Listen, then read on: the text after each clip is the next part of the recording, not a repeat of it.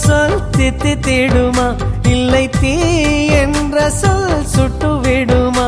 அடவும் பேரை இங்கு நான் சொல்வதால் பூ பூக்குதே ஆச்சரியமா?